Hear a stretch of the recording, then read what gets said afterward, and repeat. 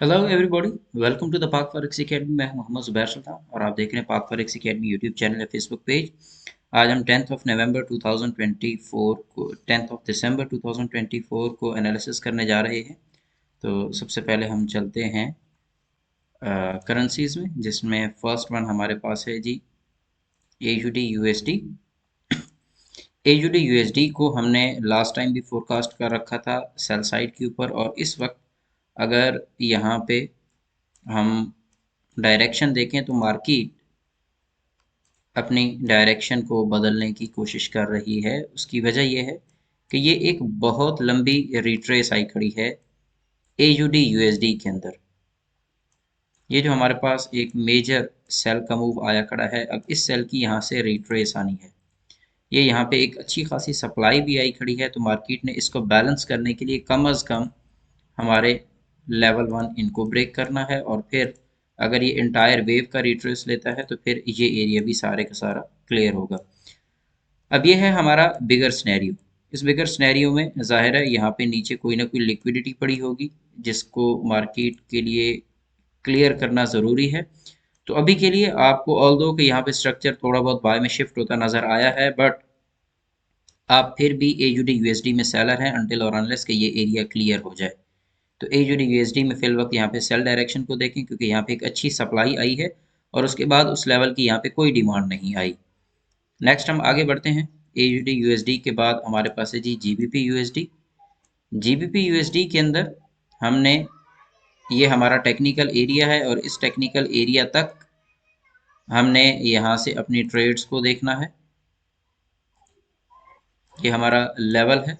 अब मार्केट यहाँ पे अगर हमें सेल बिठा भी रही है, ऑल्दो के मार्केट का यहाँ से ये एक सेल का रिट्रेस मुकम्मल होके ये हल्की सी सेल आके फिर से यहाँ से ये लिक्विडिटी उठा के वापस जा सकती है। तो लिहाजा GBP USD को आज के दिन में आप सेल और बाय दोनों डायरेक्शन में मूव करता देख सकते हैं।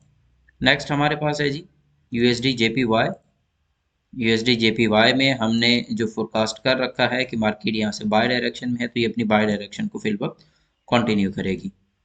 और अगर हम बात करते हैं यहाँ पे USD CAD की, तो USD CAD हमारे पास बुलिश डायरेक्शन को कंटिन्यू किया हुआ। अलबत्ता यहाँ पे अब चूंकि ये एक लिक्विडिटी हंट है, और इस लिक्विडिटी हंट पे यहाँ हमें डिमांड इंक्रीजिंग नहीं मिल रही, तो इसका मतलब ये है कि यहाँ हम अपसाइड पे मूव करके फिर यहाँ से वापस सेल डायरेक्शन में USD CAD को देखेंगे। बट अभी के लिए इसमें मजीद थोड़ी सी बाइंग मौजूद है, यानी कि ये क्लियर कट लिक्विडिटी हंट करेगी, फिर उसके बाद हमारा लेवल बनेगा और वहाँ से हम सेलर बनेंगे। तो USD CAD में हमें सेल की ट्रेड्स को देखना है। लास्ट पे आते हैं जी XAU USD। XAU USD अगर 4 आवर के टाइम फ्रेम पे देखें तो ये हमारे पास लास्ट बाइंग है। उसके बाद मार्केट यहाँ पे अपसाइड की लिक्विडिटी उठा चुकी है, तो अभी आहिस्ता आहिस्ता यहाँ से थोड़ा सा डाउन डायरेक्शन में आके लोअर एंड से लिक्विडिटी उठाने की कोशिश करेगी। बट मार्केट चूंकि इस बार NFP पे भी कोई ख़ास इसने मूव नहीं दिया, उसकी वजह ये है कि हमारे पास ये ईयर की क्लोजिंग है, लास्ट मंथ चल रहा है। तो ऐसी सूरत हाल में मार्केट मेनली लिक्विडिटी बनाती है और लिक्विडिटी उड़ाती है। अब नियरेस्ट लिक्विडिटी ये पड़ी है मेरे पास। इसका मतलब ये हुआ कि मार्केट हमारे पास, अगर मैं आज के दिन की बात करता हूँ, तो यहाँ से सेल और फिर ये बाय और ये सेल, ये इस तरह का कोई पैटर्न हमें दे सकती है। तो इसीलिए गोल्ड को अब आपने लिक्विडिटी हंटिंग और उसके बाद बेस बना के ट्रेड करने की कोशिश करनी है। इसमें जो रेफरेंस एरियाज हैं, एक आपके पास ये रेफरेंस एरिया पड़ा है फॉर द बाय साइड, और अगर सेल साइड के लिए तो अप साइड पे ये जो रिसेंट लिक्विडिटी है ये हंट हो, और उसके बाद आप सेल देखें।